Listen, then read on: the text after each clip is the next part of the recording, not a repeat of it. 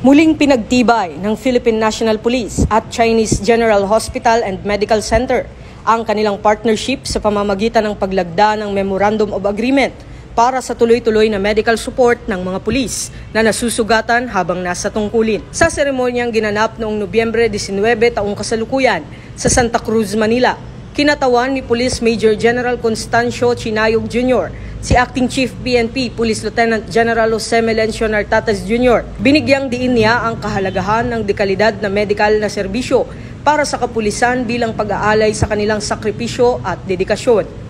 Dumalo rin ang mga opisyal ng CGHMC at Philippine-Chinese Charitable Association. Ayon kay Police Major General Chinayog, malinaw na mensahe ng kasunduang ito na hindi nag-iisa ang mga pulis, habang sinabi naman ni PNP spokesperson Police Brigadier General Randolph Tuanyo na ang suporta ng CGHMC ay nagpapalakas ng loob at moral ng kapulisan. Patunay ang kasunduang ito ng patuloy na pagtutulungan para pangalagaan ang kapakanan ng mga pulis na araw-araw na naglilingkod para sa kapayapaan at kaligtasan ng bansa, dahil ito ang bagong PNP para sa bagong Pilipinas, serbisyong mabilis, tapat at nararamdaman.